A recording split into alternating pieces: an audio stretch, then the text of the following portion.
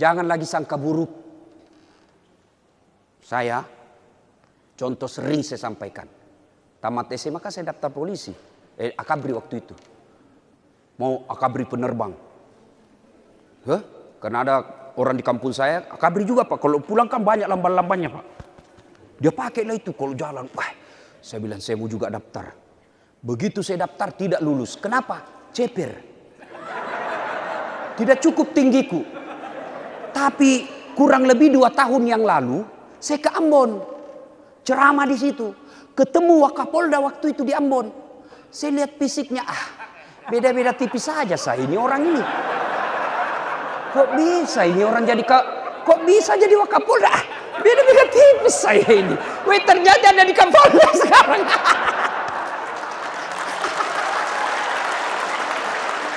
Coba. Berarti ukuran tidak jadi masalah kalau Allah yang menghendaki.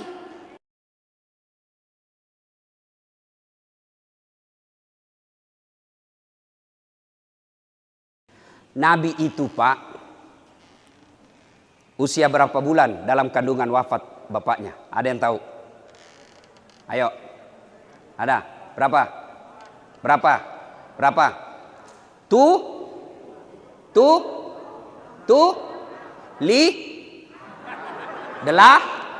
Bingung. Ya? Rasulullah itu sudah wafat bapaknya usia 6 bulan. Lahir. Baru 2 hari diambil oleh ibu susunya. Nah, kemudian diambil Halimatus Sa'diyah. Usia 4 tahun baru kembali. 4 tahun Rasulullah usianya diambil kembali ibunya. Usia 6 tahun Nabi dibawa ziarah ke makam bapaknya. Jalan kaki. Ya, pulang dari ziarah kubur di sebuah desa bernama Afwa, wafat ibunya. Berarti usia 6 tahun sudah yatim piatu. Masalah demi masalah beliau lalui. Sebelum usia 40 tahun beliau dimuliakan. Sampai orang-orang Mekah pada saat itu karena senangnya sama Nabi, karena kagumnya sama akhlak Nabi, sehingga Nabi diberi gelar Al-Amin, yang terpercaya. Tapi setelah usia 40 tahun dilantik menjadi Nabi dan Rasul, mengajarkan la ilaha illallah Muhammad Rasulullah, tiada Tuhan selain Allah, Muhammad utusan Allah, maka hampir seluruh penduduk Mekah memusuhi beliau. Kenapa beliau dimusuhi? Karena beliau membawa misi tiada Tuhan selain Allah, Muhammad Rasulullah, tidak ada perbedaan antara kaya dan miskin, tidak ada perbedaan antara raja dengan budak. Itu dihapus. Marah bangsawan. Wah, ini ajaran Muhammad bagaimana ini? Kita sudah bisa tidak dapat posisi ini kalau dia ini begini terus. Wah, bahaya nih kalau anak buah kita naik ini. Tidak bisa diajak kerjasama ini. Maka Nabi ketika sudah dilantik menjadi Nabi dan Rasul, mulai dimusuhi. Maknanya, bapak-bapak polisi ketika sudah mulai menjadi orang baik, pasti mulai dimusuhi orang. Kalau bapak jadi Kapolres, jadi Kapolda, jadi Kapolsek, lurus mengamalkan namanya pelindung, pengayom, pelayan masyarakat, betul-betul mengamankan tribrata. Pengusaha, orang-orang jahat mulai bersekutu. Gimana ini jatuhkan dia? Gimana jatuhkan? Kalau dia terus jadi pejabat di sini, habis kita. Begitulah Rasulullah. Maka ketika bapak banyak musuhi, hakul yakin, berarti bapak orang baik ini. Tapi yang namanya Kapolda, Kapolres, ibarat dia gula. Banyak semut akan datang. Boleh semut datang, tapi ada kapur barus di sekelilingnya. Apakah sekelilingnya kapur barus ini? Adalah agama. Kalau agama tidak ada, maka bapak akan sesat dalam jabatan itu. Itu pentingnya acara seperti ini, mengingatkan kembali. Nah, makna pertama dari maulid ini, Nabi dari kecil, dari dalam rahim sudah wafat. Artinya tidak ada manusia yang tidak ada masalahnya. Itu dulu hikmah pertama. Tidak ada manusia yang tidak ada masalahnya. Begitu juga polisi. Apa di sini tidak ada masalahnya? Ada di sini yang tidak ada masalahnya? Bapak-bapak di sini. Bapak-bapak ada di sini yang tidak ada masalahnya? Oh, saya lihat ini muka-muka penuh masalah semua ini, Pak. Mana ada tidak ada masalahnya? Ustadz, Bapak pikir saya tidak ada masalah? Besar masalah saya, Pak. Salah satu masalah saya mau kawin lagi takut sama istri. Masalah besar itu, Pak. Masa Ustadz takut sama istri? Bukan, saya tidak takut sama istri saya. Cuma istri saya lebih berani dari saya.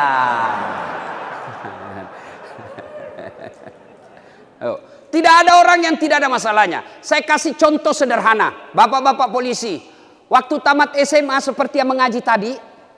Mumpung saya ingat, yang tadi ngaji ini pasti banyak lagi yang celah. Hilang suaranya. Kira gampang mengaji di sini. Kalau qori yang kerjanya memang ngaji, salah, itu baru bisa. Aduh, apa sih?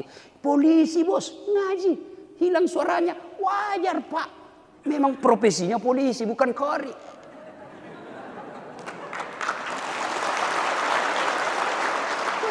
Tadi ada lagi tuh ibu. Nah, itulah manusia, mencela padahal lebih banyak yang benar daripada yang salah tadi. Itulah manusia, carinya yang salah. Saya tadi aja lewat ada ibu-ibu gosip saya. Itu juga bajunya waktu di YouTube.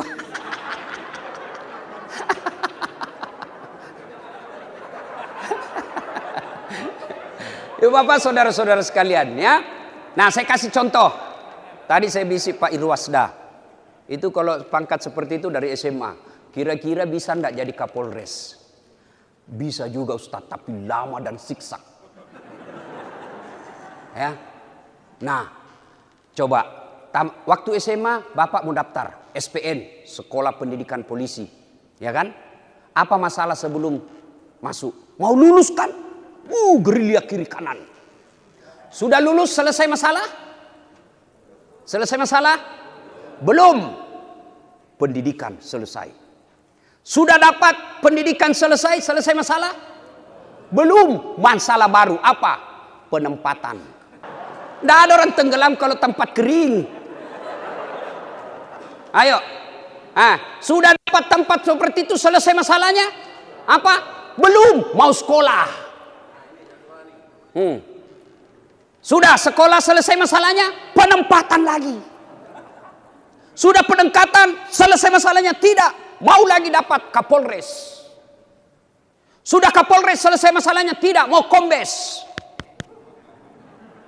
Sudah kombes selesai masalahnya? Mau bintang. Sudah bintang selesai masalahnya? Wakapolda dong.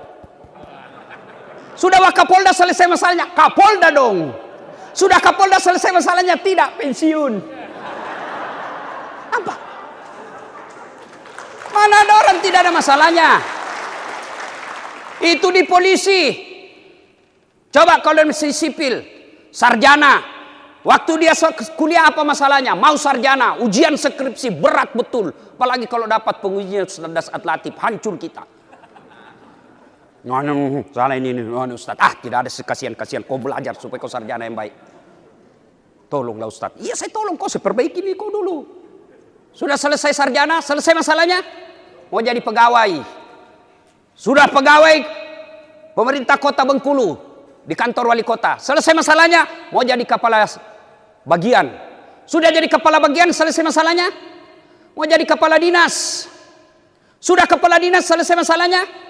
Belum. Mau jadi sekda. Sudah jadi sekda, selesai masalahnya?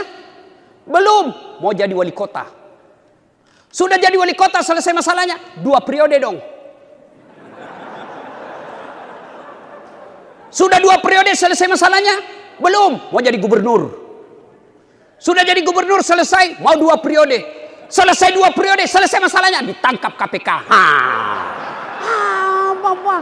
Tidak ada orang tidak ada masalahnya. Semua orang punya masalah. Itu berkaitan kerja, berkaitan rumah tangga. Bapak-bapak, istri cantik, kira-kira bukan masalah?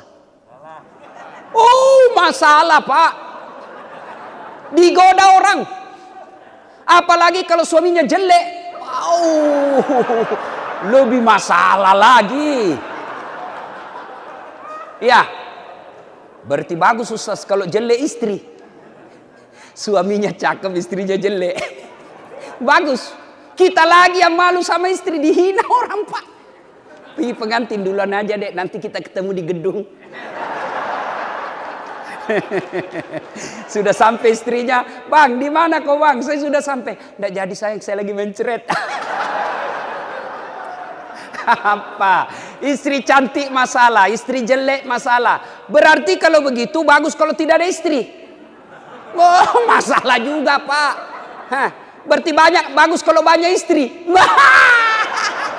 Jangan coba-coba bos. Apalagi kalau polisi dah kena kau propam. Hah, jangan coba-coba. Maka bapak-bapak polisi memang poligami boleh, halal, tapi syaratnya mampu. Tidak boleh sembarang, syaratnya ketat. Apa syaratnya bapak-bapak polisi? Mampu, mampu tidak ketahuan. Itu.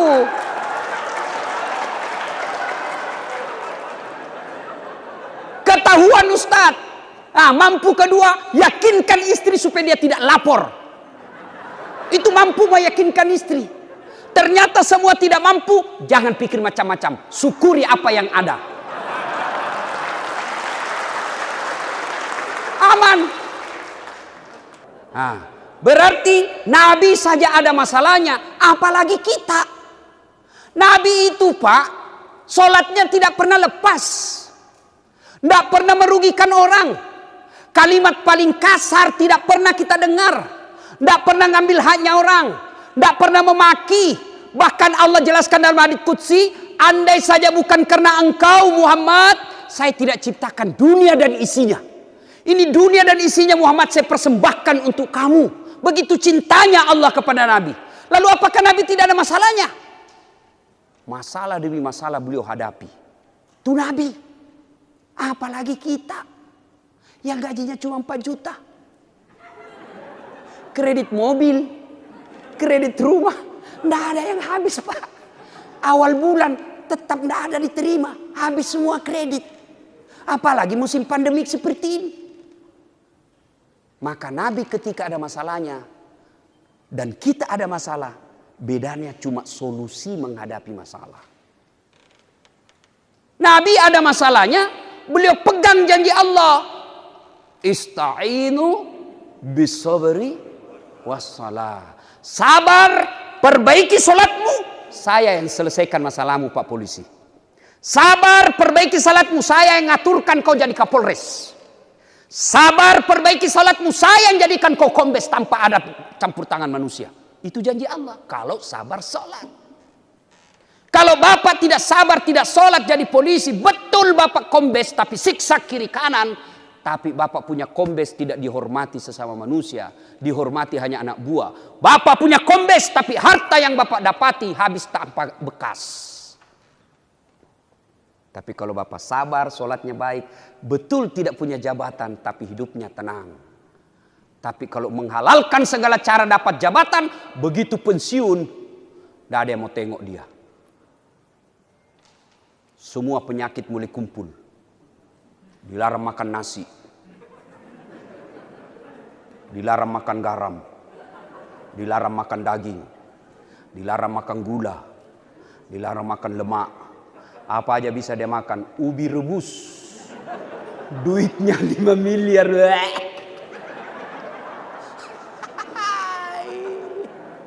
Pergi rumah sakit tidak ada yang ngantar. Dia pegang sendiri kateternya.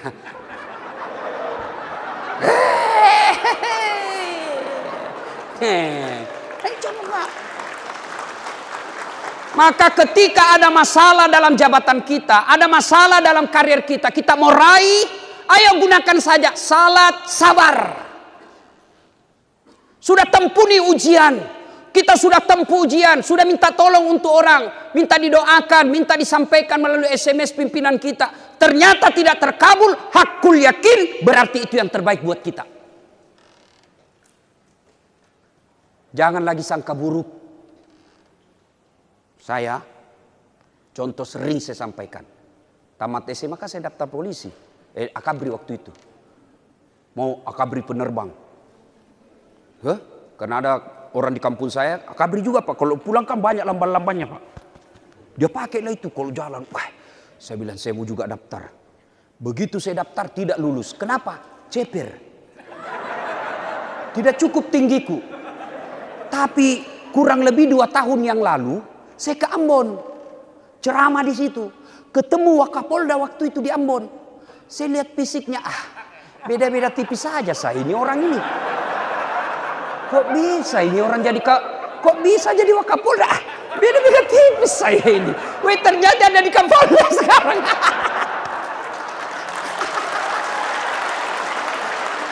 Coba. Berarti ukuran tidak jadi masalah kalau Allah yang menghendaki. Ya Bapak tidak usah cemas. Kalaupun tidak lulus, yang terbaik Allah kasih. Waktu itu kawan saya lulus, sekarang dia hanya punya 2 bunga di sini. Baret merah. Saya lulus pakai baret putih. Alhamdulillah, dengan baret putih yang saya pakai, mulai baret hitam sampai baret merah, ku caramai kau semua. Apa? Kapoldi, Kapoldi saya. Coba kalau saya jadi polisi, tentara waktu itu, sampai sekarang, siap salah, Pak, siap salah komandan, Pak, siap salah. Sekarang mana ada yang kasih pantas sama saya? Pak, maka ketika Bapak sudah seleksi, sudah lakukan sesuai protapnya, sudah lakukan sesuai ikhtiarnya, Allah tidak kabulkan apa yang Bapak minta, percaya apa yang Bapak minta tidak baik buat Bapak. Allah Maha tahu. Dan tidak usah kerasa kerusu. Apalagi sampai salah-salahkan istri. Ini gara-gara kau dan dongo. Bilang berdoa, aku tidak berdoa. Apa? Istri tidak tahu apa-apa didongo-dongoi. Langsung istri ngomong, kau tahu dongo. Kenapa kau mau kawin sama saya? Apa? Hancur. Maka, ketika ada masalah bapak-bapak polisi, tidak usah menghalalkan segala cara. Tidak usah siksak apalagi sampai merusak struktur dan tradisi di Polri. Lebih baik hakul yakin Allah kasih yang terbaik. Baik sangka. Ada masalah, ista'inu bisabri wassalah. Sabar, perbaiki solat. Allah yang selesaikan masalah. Saya sudah solat Ustaz. Kenapa masalah saya tidak selesai-selesai? Periksa solatnya Bapak. Barangkali tidak ikhlas. Hayya 'alas shalah. Asar lagi. Barusan kita solat duhur. Tidak ikhlas kok bos. Saya solat Ustaz. Betul Bapak solat. Tapi cari muka sama Kapolda. Kalau Kapolda datang berjamaah, dia paling depan. Pegang tasbih.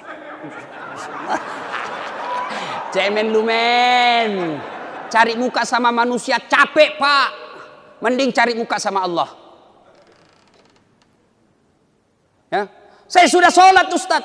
Betul Bapak sholat. Tapi tidak seperti yang diajarkan Nabi. Sholatnya kayak tidak semangat betul.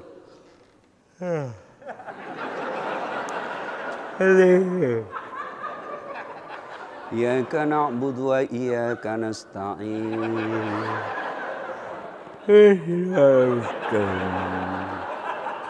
Siratal Iya toh? Iya. Mana? Ketawa itu malaikat lihat. Bapak polisi beleng-beleng. Bapak ketemu aja komandan rapi. Posisi siapa? Siapa? Izin komandan. Kenapa dek? Mohon izin cerai komandan. Kenapa bisa?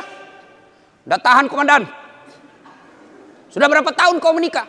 5 tahun komandan. Bang! Kau tahu kenapa saya tinju kau? Tidak komandan. Kamu baru 5 tahun sudah tidak tahan. Saya 20 tahun tidak pernah minta cerai tidak tahan.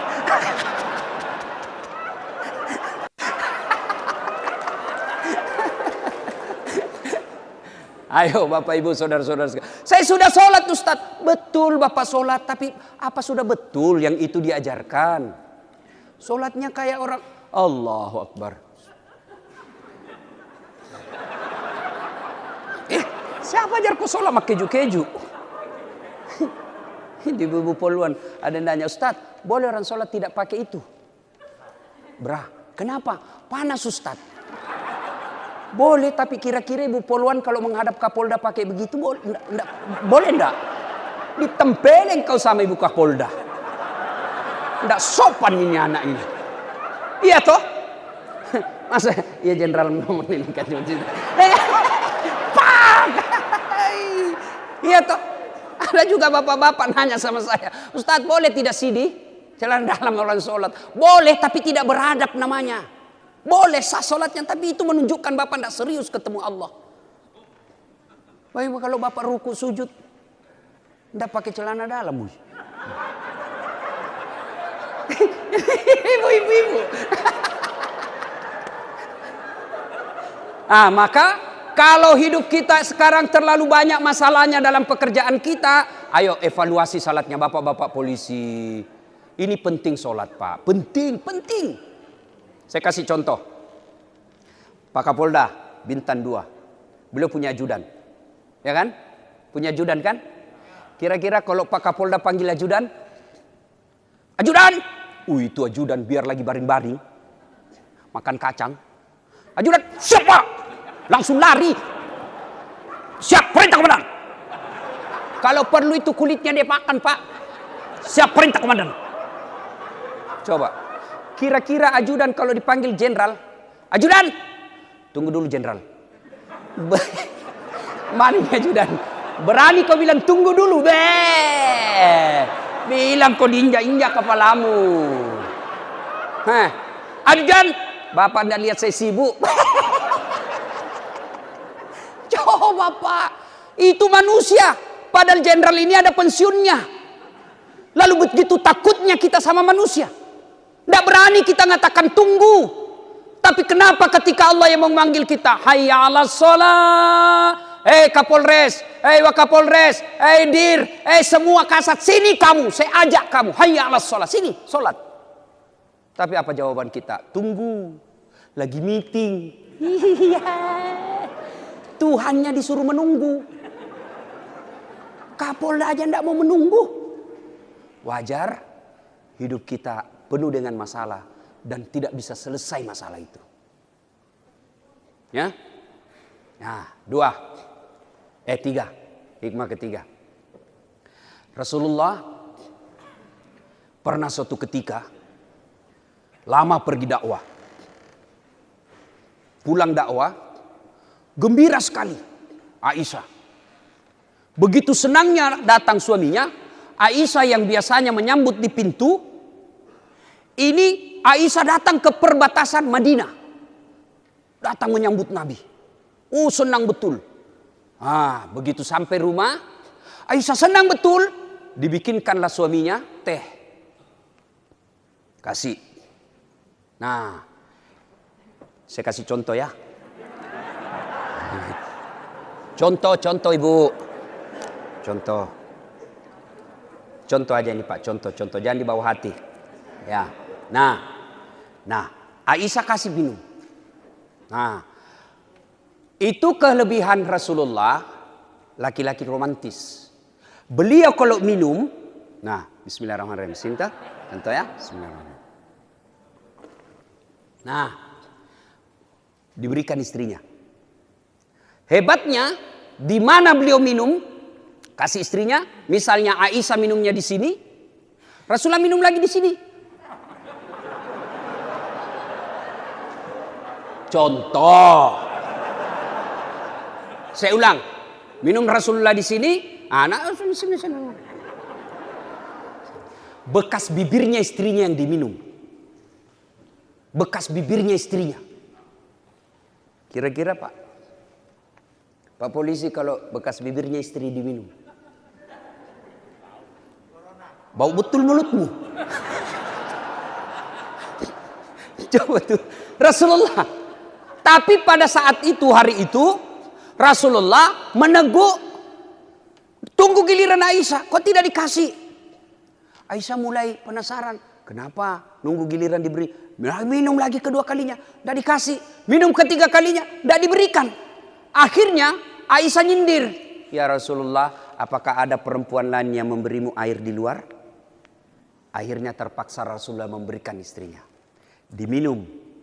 Pas diminum, langsung Aisyah tumpahkan itu. Wah.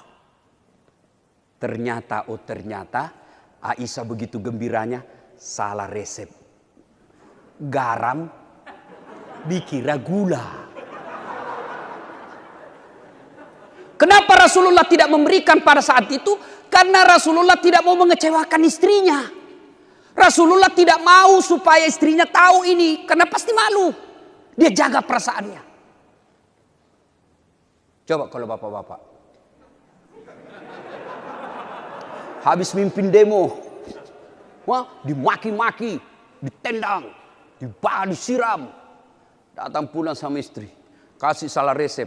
Apa kira-kira bapak? Bodoh memang kamu ini.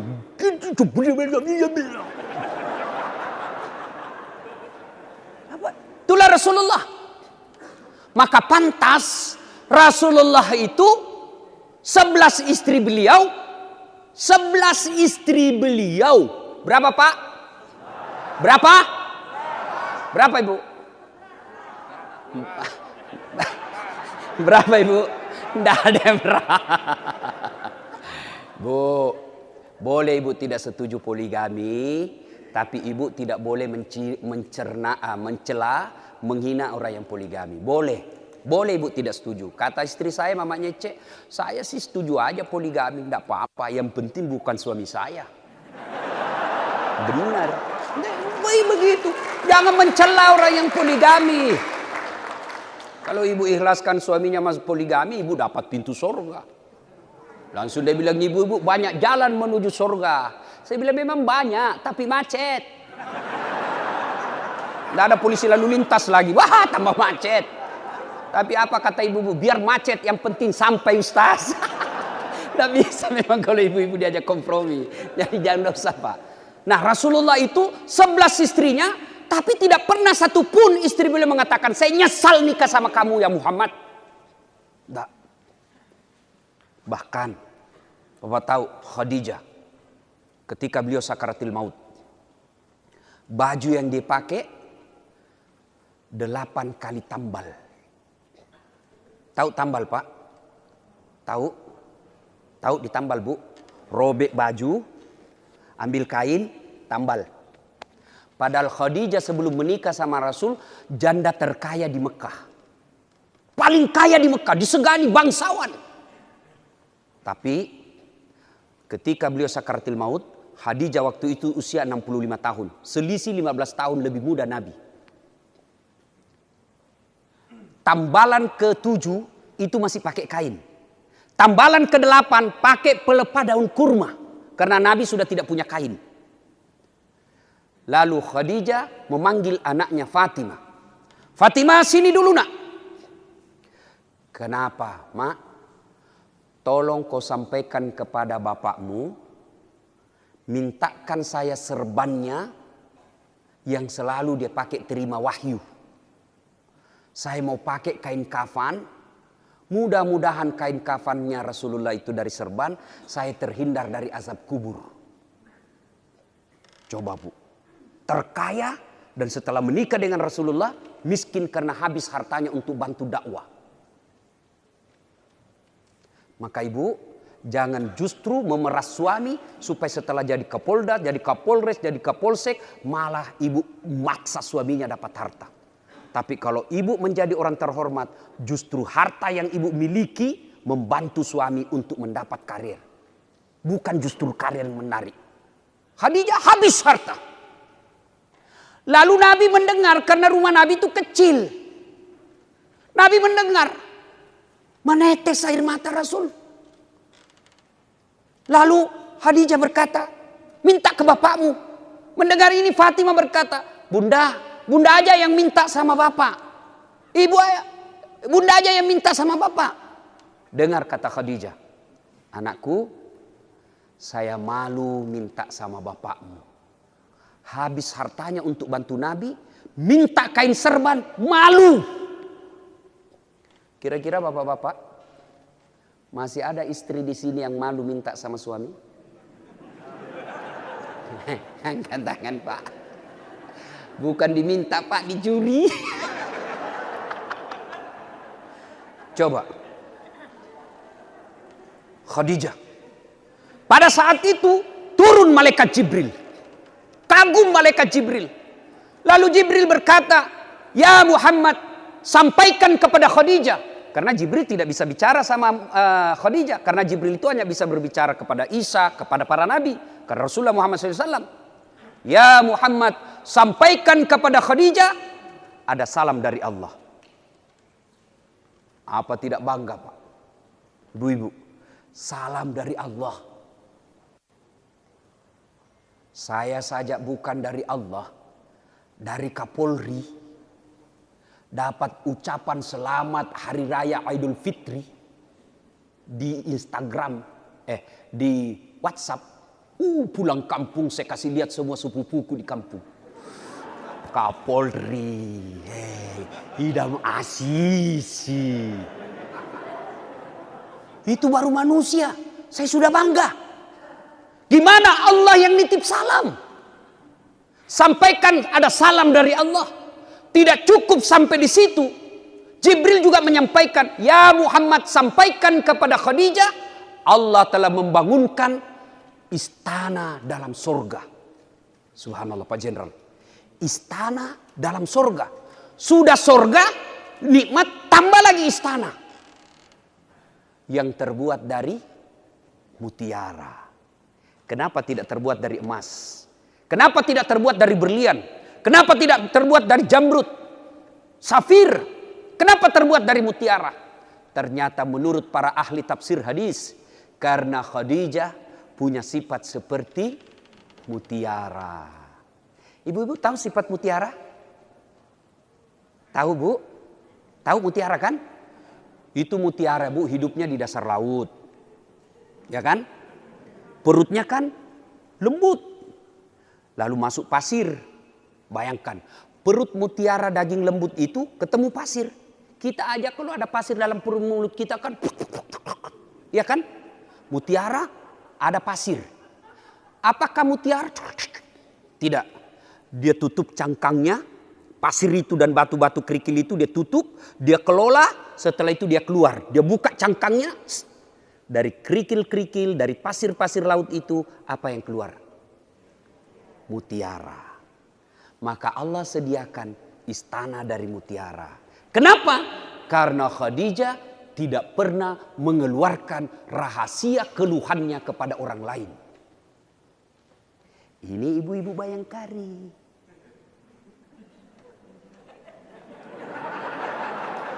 Ada masalah, jangan di-share.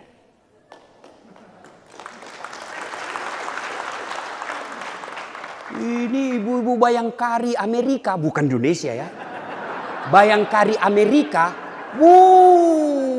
ada masalah. Satu Polda tahu. Tak kusangka kau begitu. Pergi suaminya tugas, update status. Kesepian banget. Langsung di-sliding temannya, boleh juga tuh diganti. Andai ku tahu begini, tuh ku terima lamaranmu. Apalagi tidak, aku sudah punya anak 2. Maka begitu ada masalah, teladani Rasulullah dan istrinya, jangan pernah cerita masalah itu ke orang lain. Bapak-bapak polisi bertengkar sama istri, tidak usah cerita sama komandan. Emang komandan bisa memberikan solusi? Belum tentu. Dia juga ada masalah dengan istrinya. Mana ada di komandan? Pak polisi katanya itu kan semua takut sama istrinya. Iya toh? Iya. Mana ada polisi yang tidak? Dia bilang, sebenarnya kami Ustadz bukan takut sama istri. Cuma ini istri kalau marah melapor sama istrinya komandan. Dan komandan juga takut sama istrinya.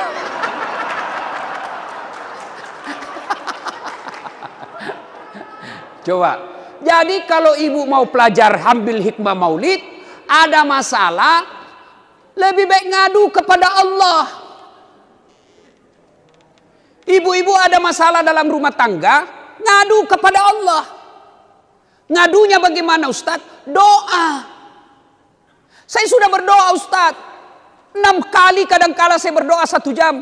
Bahkan sehari itu belasan kali saya berdoa. Kenapa doaku tidak dijabah Allah Ustadz? Karena ibu berdoanya di status. Di Facebook, di Twitter, di Instagram. Sibuk betul itu, Tuhan mau baca statusmu. Ya Allah lindungilah suamiku. Pret. Ngadunya kepada Allah. Kalau kita orang Islam, ngadunya sholat tahajud, sholat hajat. Kalau kita non muslim misalnya gereja, ya datanglah ke gereja, minta tolong kepada Tuhannya. Minta pertolongan. Dan kalau tolong kepada Allah, minta tolong kepada Allah, itu gampang ketemunya. 24 jam bisa ditemui. Bapak mau ngadu sama Kapolri, ribet Pak. Belum tentu bisa pangkat seperti ngaji tadi, bisa ketemu langsung sama Kapolri. Bisa sih bisa, tapi ngantri berbulan-bulan. Pas sudah tiba saatnya pensiun. Iya. Tapi ngadu kepada Allah. Allah hadir di pagi hari ketika baru bangun, sholat subuh. Gelisah tengah hari, Allah panggil kita, ayo sini kau ngadu dalam sholat duhurmu. Sore hari belum selesai, Allah panggil lagi, cuci mukamu, menghadap kau di masjid ini. Dalam sholat asar. Ternyata sudah sholat asar, masih juga pening pikiran. Allah panggil lagi, sini mari. Hayya alal falah, sini kamu, saya kasih kau kemenangan. Itu hayya alal falah. Maghrib. Ternyata belum selesai, Allah lagi panggil, hayya alal falah, isya. Tengah malam tidak bisa tidur, Allah kasih bonus spesial. Wa minal laili fatahajjat bihi. Salat tengah malam, itu bonus khusus. Nah, maka ibu-ibu ada masalah, ngadu kepada Allah. Ya Allah, saya sudah capek. Engkau maha memelihara, pelihara suami saya Allah. Engkau maha melindungi, lindungi suami saya Allah. Tidak mungkin ku bisa menerima kenyataan ini tanpa pertolonganmu. Maka bantu dan tolong saya Allah. Ya Allah, engkau yang maha melindungi, lindungi suami saya Allah. Engkau yang maha menjaga. Tidak mungkin saya bisa awasi HP-nya.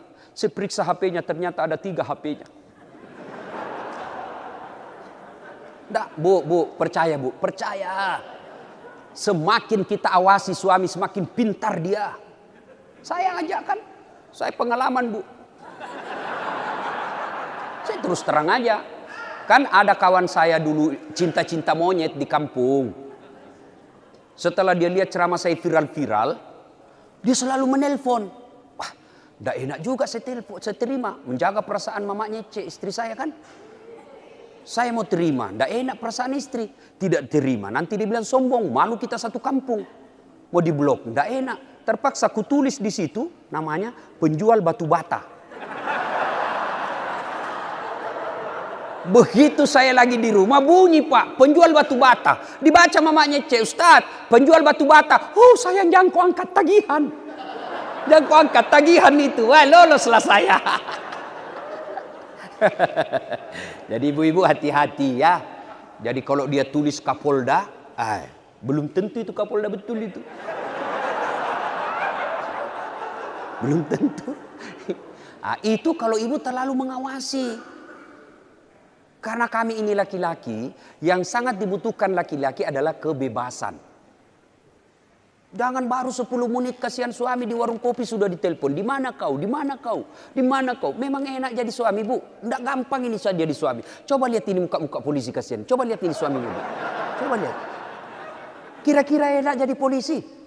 Masuk aja ke warung kopi kasihan. Itu mau traktir temannya masih dicurigai. Datang lagi minta ditraktir. Coba itu polisi. Di jalan dia ngisup asap. Menyumbang aja masih dicurigai. Nah, sampai di kantor dimaki-maki sama pimpinannya. Ditendang, siap salah komandan. Siap salah komandan. Jalan macet, sampai lagi di rumah dimaki-maki lagi sama istrinya. Memang kau goblok, kenapa kau tidak lawan? Mana mau dilawan, nah dia Kapolda. Ya bu ya. Tidak gampang. Dan ibu bersyukur punya suami jadi polisi. Sehingga ibu punya predikat Bayangkari.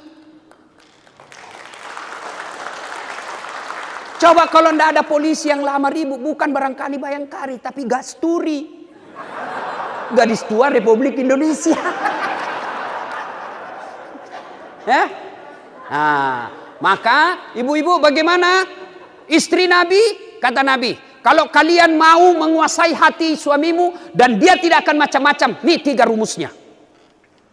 1, kata Nabi, buat matanya senang. Artinya apa?